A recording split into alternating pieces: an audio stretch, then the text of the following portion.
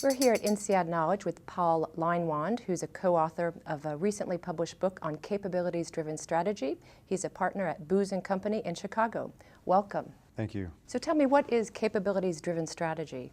The idea of capabilities-driven strategy is really a response to the strategic thinking that's been done over the last 40 and 50 years, really.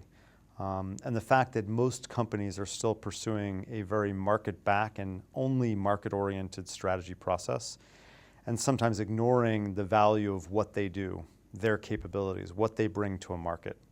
So the premise here is that good strategy, good value creation is based on what you do really well, and then matching that up with a very good market-back view of where those capabilities are going to create value. So what is a capability? The definition of a capability for us is really something that includes process, organization, tools, know-how that gets something done in the market. Right, so a good example of a capability might be rapid flavor innovation for consumer packaged goods companies. The ability to actually change flavors quickly, but also in response to what the market wants. How should the capabilities be developed, and how should you prioritize these capabilities? Capabilities are a challenge for companies because they are probably developing many today. When we work with companies, we will often ask, what are the important capabilities? And when you ask 5 people, there's often several different answers to that. Often a list of 40 or 50 capabilities is sometimes generated as the company's most important capabilities. So the key question here is, what are the key capabilities that are going to form together a system that creates value? Those are usually 3 to 6 capabilities max.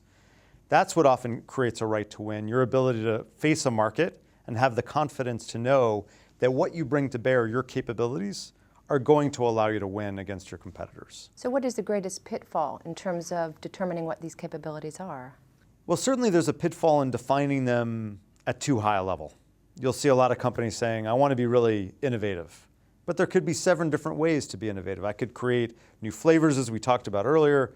We could be really great at creating unbelievable new products, new technologies. I could be creating raw technologies. I could be creating different packages, different services. So defining it at too high of a level is a danger, because by the time the company has to execute against that definition, they may be doing 40 new things and not being great at any one of them. When is it out of a company's control in terms of, if they do define what they're doing well, they have a good grasp on what their capabilities are, when do they not succeed then? Well, it's our belief that if they have these 3 to 6 capabilities and they are differentiating, and they're working together, they will create value as long as those capabilities are lined up a clear way to play, a clear way of creating value in that market, being clear, am I the low-cost provider? Am I going to be the innovator? Will I be the solutions provider? And then making sure their products and services all require and all pull upon that same capability. So you could be great at capabilities, but be in a market that doesn't value those capabilities. That will be certainly a recipe for failure.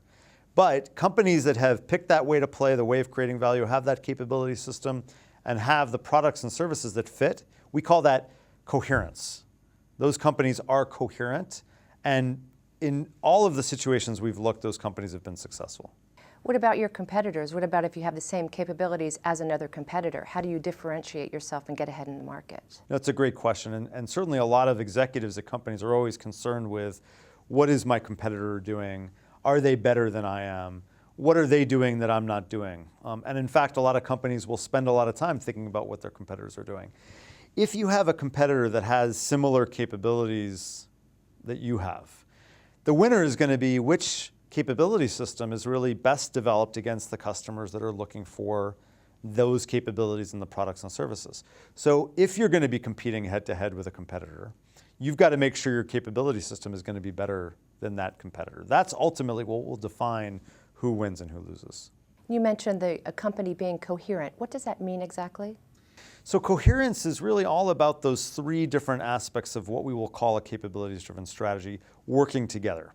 Picking your way to play, picking the 3 to 6 capabilities that form this capability system, and then making sure that the way to play in the capability system align with the products and services that you sell. When all 3 of those are working together, that's when a company is deemed to be coherent. And what is the coherence premium? What does that mean? That really defines the value, the premium that is created by companies that follow this strategy. And we've done a lot of research over the last 3 or 4 years with a number of sectors, including automotive, consumer products, financial services, health, and looked at companies that have followed this coherence strategy and then looked at the value they've created, EBIT margins, shareholder value, and we found a very strong correlation between companies that are coherent and companies that are creating value. And that is what defines the coherence premium. What about varying markets or varying countries? Do you change or adapt your capabilities or reprioritize them to be successful? And this is really such an important question today as companies look even further towards global expansion. There's no question that companies do change their capabilities. The question that we would often ask is, as they enter new markets, are they going to be able to create a right to win? Is it going to be the same capability system that will add value in the new market as it does the existing market? Sometimes you do have to adapt and you'll have to add a capability. The question is it the core capability system that you have that's going to be the basis of your right to win? If that's the case, you're likely going to be successful. If that's not the case and you wind up having to build lots of new capabilities in order to win, it's going to be very, very challenging. There's going to be competitors that will focus on that market, whether they're local or they're global companies that may have a better capability system than you do. But do they want to be better than their competitors at the same capabilities? Do they want to create different capabilities? Right. I mean, how do they decide what to do with the capabilities they have? Yeah, very, very good question. And I think companies struggle with this because they, again, want to invest in 20. And when you're investing in 20, you're going to be sort of average. There are capabilities that are not going to be part of this core capability system. And you sort of want to be at the minimum level on those capabilities. But is it important to be unique? You have to be unique at the way these capabilities come together. So you may not have to be unique at every individual capability, but that's why the capability system is so important, that you have to have a differentiated capability system. Without that, you're not going to create the right to win. Without the right to win, you're not going to create value for your shareholders. Which leads me to my next question about value. What adds more value to a company? Is it the assets that company has or its capabilities? But what we're finding through the research is that the companies that are winning are not winning because of their assets. They're winning because of their capabilities. And I think there's a few explanations why. The first is that it's easier to attain an asset. I can buy an asset relatively easily. I can copy sometimes what another company is doing. Yes, patents are fantastic, but they typically expire at a certain point in time. And so the value equation is shifting more towards capabilities, more towards ways you differentiate yourself, less about the actual asset. The second thing is that assets typically don't span multiple businesses where capabilities can. If I can create new flavors, I can do that on a whole set of different businesses, whereas assets are typically very specific just to one business. And finally, capabilities are not only what are differentiating companies, but they actually are what create new assets. So it's the example between an oil field, which is an asset and fantastically valuable, and the capability to go find new oil. It's the difference between having the patent and being able to create new patents. It's the difference between having the brand, but being able to actually sustain and increase value for that brand. That's the difference between capabilities and assets. Thank you very much for being with us on INSEAD Knowledge. Thank you.